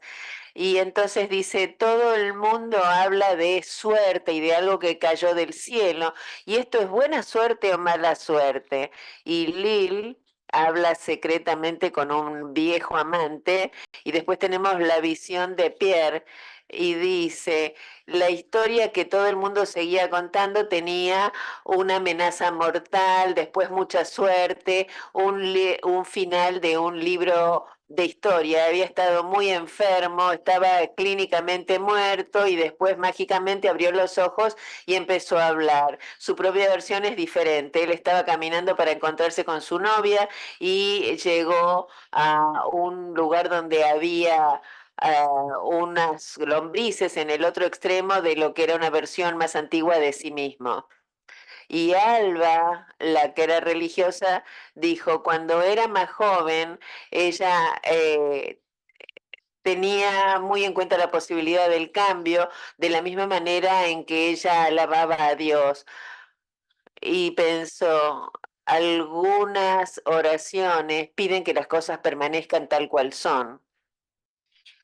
en cada una de ellos la pregunta de por qué rezar cuando un hijo está muy enfermo en una unidad de terapia intensiva tiene que ver con la amabilidad de los extraños, o sea, todos reconocen que tienen en común el sufrimiento, o sea, la panadera, como el otro que le da la mano cuando están tristes, la madre judía ortodoxa, Alba y Lil, que están tratando de mantener un matrimonio que se está viniendo abajo, y este reconocimiento de un vínculo en común abre la compasión y nos sorprende por los niveles de comprensión. Personas que incluso un día antes eran extraños y de repente se conocen, y al final Carver escribe: en la oscuridad de la noche crean para sí mismos una renovación de la conexión de la comunidad. Y eso me parece a mí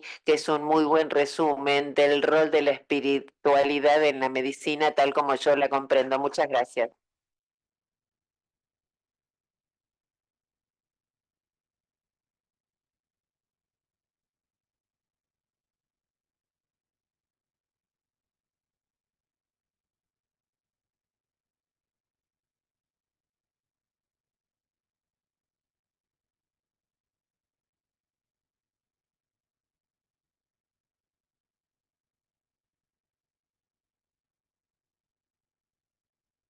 Bueno, muchas gracias por la ponencia, muy interesante. Nos abre a una dimensión que está todos los días en la práctica médica. Y bueno, yo quería hacer esta reflexión, ¿no? Hablaste de la espiritualidad y por algún motivo elegiste la literatura. Y entonces, mientras hablabas, pensaba qué tiene la literatura, porque efectivamente abre a la espiritualidad sin duda, ¿no? Me parece que en la literatura nosotros encontramos, entre otras cosas, alguien que nos está hablando. Em, y para que alguien nos esté hablando necesitamos silencio, silencio interior para poder escuchar a otro. Bueno, creo que es una de las cosas que nos abre a la espiritualidad. Si tenemos esa capacidad de silencio para escuchar, ¿no? Bueno, esto yo lo quería llevar a la consulta médica, a la entrada del equipo de salud en una habitación, por ejemplo, de la terapia intensiva. ¿Cómo fomentar ese silencio para poder escuchar integralmente al paciente, a la familia, y abrir ese espacio a la espiritualidad? ¿Mm? Si podías decirnos algo sobre esto. Muchas gracias por esa pregunta excelente. Creo que una de las experiencias que todos tienen cuando atraviesan experiencias como estas de un ser querido que enfrenta una enfermedad crítica o muere es contar la historia. Las personas preguntan y ellos cuentan la historia una y otra vez. Al principio es una experiencia rara y después se convierte en una historia. Se convierte en una forma de literatura oral y no escrita, pero cuando uno lo cuenta una y otra vez, de alguna manera se convierte en una experiencia. Los escritores profesionales lo que hacen es tomar esas historias y encontrar ese sentido común, compartido, cuando uno puede leer acerca de un extraño, de un personaje de ficción, en el caso de Mary Jane, un personaje de ficción que se basa en su propia experiencia. Ahí vemos cómo el autor, la autora, el escritor toma el sentido y lo presenta, nos lo presenta de una manera que nos invita a quedarnos en silencio y escuchar. Mary Jane es notable porque es una obra de teatro. Entonces hay una experiencia compartida de personas sentadas en el público, todas juntas, mirando a esta madre. Lo que sucede, en el mejor de los casos, cuando uno está lo suficientemente en silencio y el otro es un buen relator de historias, un buen narrador, ahí vemos la empatía, la compasión entre cuatro personas que no conocemos, cuatro experiencias que nunca hemos conocido, y este es uno de los temas de la conferencia, ¿no? Cómo crear compasión en una organización de tan alto rendimiento. Este tipo de aprendizaje puede ser una parte fundamental para educar a enfermeros y médicos y otras personas. No sé si he respondido a tu pregunta, me interesaría escuchar tu opinión al respecto también. Muchas gracias por la presentación, muy interesante. Una pregunta es, en tu práctica habitual, si es un aspecto, un tema que preguntás, indagás en familias, tus familias en el consultorio, sobre su espiritualidad, si está en tu práctica y cómo lo haces. Y la segunda pregunta es, un poco por mi especialidad, ¿cómo crees que impacta en la salud mental la espiritualidad de los individuos, ¿no? Las personas? ¿Tu especialidad cuál es?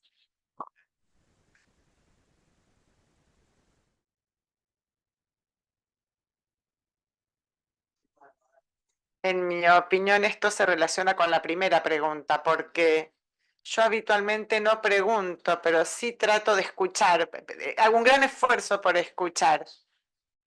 Una experiencia que tuve una vez yo estaba en una conferencia cuando estaba en la Universidad de Chicago e hicieron una pregunta acerca de con cuánta frecuencia los pacientes planteaban cuestiones religiosas o espirituales en la conversación. Y uno de los médicos, que era una persona muy religiosa, y la otra persona de la conferencia era, como describe Amy Herzog, violentamente secular, y el médico, que era muy religioso, dijo: mis pacientes lo plantean todo el tiempo. Y el otro médico dijo: nunca, jamás, nunca surge.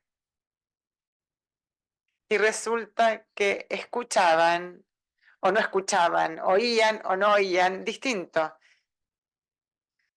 En mi experiencia, a menudo los pacientes lo plantean.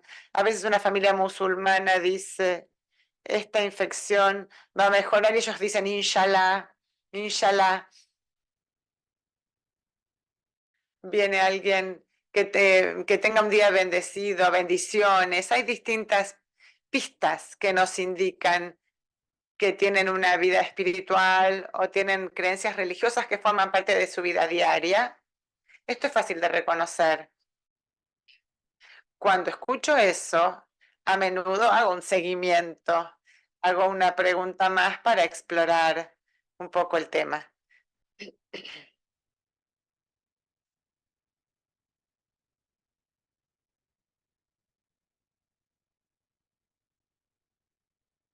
Hi, Dr. Lantos. Hola, aquí. Yo soy mamá de Candelaria, una hija con una enfermedad crónica compleja, y así que escribo mi propia historia, todavía la estoy escribiendo, y quería decirle que me sentí muy identificada con todo lo que habló. Le quería agradecer por la delicadeza en que lo compartió. Muchas gracias. Thank you. Gracias. Quería preguntar, muchas veces nos encontramos en nuestra práctica en estas situaciones de incertidumbre con el tema de la esperanza y el milagro. Y hay algunos autores, Chris Faulkner, que viene trabajando particularmente el tema de hope, el tema de esperanza, también como una manifestación y algo que tenemos que aprender a trabajar en nuestra práctica. Quería preguntarle con respecto a esto en su experiencia, donde a veces puede ser sentido como una barrera y bueno, y cómo tratar de tener mejores competencias frente a este tipo de situaciones con los pacientes y las familias. La esperanza es un tema tan complicado. Yo pensaba que las descripciones, sobre todo en el caso de Mary Jane, eran interesantes. En Mary Jane, el médico no entendió, no pescó esa pista. Estoy preocupada por la radiación de los rayos X. Y el médico podría haber aprovechado esa oportunidad para hablar de cuáles eran las esperanzas que tenía, cuáles eran las expectativas. Y en cambio le dijo a Mary Jane, usted no entiende lo que está pasando, claramente. Yo eso lo entendí como, usted tiene esperanzas de que su hijo llegue a la adultez, nadie le contó la verdad de su pronóstico, pero tampoco se lo dijo, no exploró en parte, tomando otra parte, porque hay personas que están entrenadas para conectarse, los capellanes, por ejemplo, que pueden escuchar activamente, los psiquiatras también, en cierta medida, depende de cuán biológicos sean,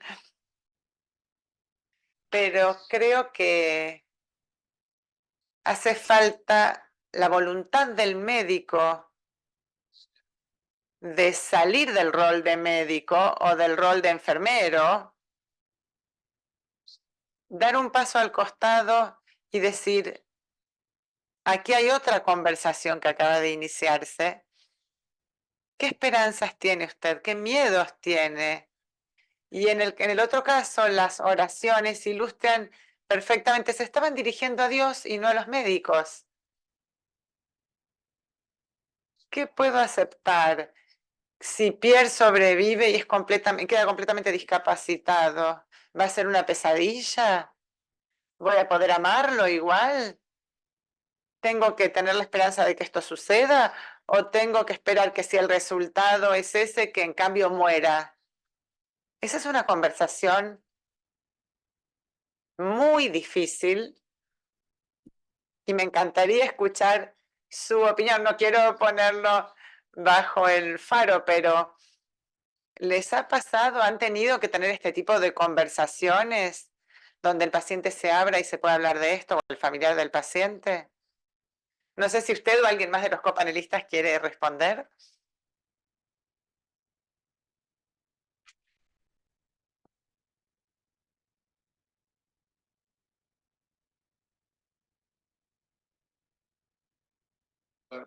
El concepto es muy difícil, indudablemente, porque aparte considero en lo personal que cada familia, cada persona es única e irrepetible y tiene una sumatoria de vivencias que tienen que ver desde su nacimiento, su crianza, sus vivencias emocionales y sobre todo con algo tan complejo que es una noticia totalmente inesperada. Es como cuando nos golpean la puerta y nos asustamos y aparece el miedo en primer lugar y aparece ya en ese momento, algunos dicen que ya cuando uno nace comienza una etapa de duelo y ese duelo tiene diferentes momentos.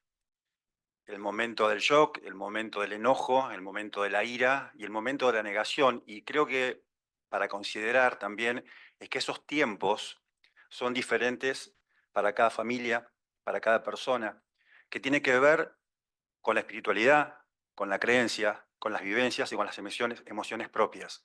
Y ahí yo como médico me siento a veces un poco ajeno. Yo recién te conozco, me vinculo con vos, pero no sé de tus emociones y quizás con el tiempo sí. Y eso hace que tengamos un vínculo diferente y esto nos pasa permanentemente con cada paciente. Yo trabajo con pacientes con discapacidad, chicos con síndrome de Down, para poner como ejemplo, y cada familia es única y irrepetible. E inclusive me sorprendo de mí mismo cómo encaro esa relación con cada persona. Entonces, quizás pensando en la esperanza o en el milagro, la vida es esperanzadora y mientras haya vida, la esperanza está intacta. Después, de acuerdo a las creencias, el milagro puede estar o no estar. Pero me parece que la función del médico es lo que vos un poco decías. Esto de escuchar, una escucha activa, entender y conocer las emociones del otro para después tener, al menos humildemente, una acción médica de acompañamiento y de compasión. So, let me follow up with... Hago una pregunta más entonces. Todo paciente nuevo es un desconocido. Ha tenido una experiencia de vida sobre la que usted no tiene manera de saber nada cuando lo ve por primera vez. ¿Cómo trata usted de zanjar esa brecha? ¿Cómo trata de hacerlos abrirse para que usted pueda comprender mejor? Yo lo hago quizás con un fenómeno, me parece, de absolutamente humanidad, que es el contacto visual con la persona, mirándolo a los ojos y entendiendo desde mi lugar, más allá del guardapolvo, mis propias emociones, sin temor a expresarlas. Y eso me parece que quizás, si yo humildemente puedo dar como una estrategia que sirve, a mí en estos 33 años de médico me ha servido, porque estos pacientes, muchos son adultos y me siguen siguiendo. Así que eso es lo que te puedo contestar desde mi experiencia personal, pero creo que muchos de nosotros que trabajamos en este hospital, ya hace 24 años juntos, tenemos un ideario y una mirada muy semejante, por eso estamos todos acá haciendo esto, así que me parece que es algo compartido. Creo que el mirar a los ojos permite llegar al otro de otra manera, ¿no? So many people have talked about that. Tantas personas han hablado de eso, de mirar a los ojos. En la teología hay un teólogo judío, Levinas, cuyo trabajo es sobre conocerse, verse cara a cara, en persona. Para ver verdaderamente la cara del otro es la manera de conectarse con lo divino. Somos a imagen y semejanza de Dios y esa imagen es la cara del otro que reconocemos. Un excelente médico y bioético español escribió acerca de la mirada del médico y cómo los pacientes nos miran buscando reconocerse y cuestionan, y voy a volver a la pregunta de la esperanza. El lenguaje corporal es distinto del lenguaje verbal y ellos pueden ver la angustia o el miedo en la cara del otro. Usarlos para reconocer lo que le está pasando al paciente. La idea de empatía y la idea de la contratransferencia son similares. Respondemos a lo que vemos en base a nuestra propia experiencia, pero compartimos experiencias comunes. El paciente deprimido nos hace sentir tristes, el enojado nos enoja. Reconocemos que eso nos puede llevar a enojarnos o a comprender que el paciente está enojado y explorarlo. Eso es algo que todos los médicos y enfermeros aprenden.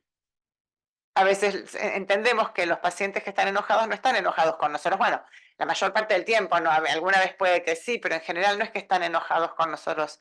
Entonces es bueno explorar esto. El horario vamos a finalizar. Les agradecemos a todos nuevamente y vamos a retomar a las 2 de la tarde porque sigue es una charla virtual, así que volvemos puntualmente a ese horario para acá. Muchas gracias.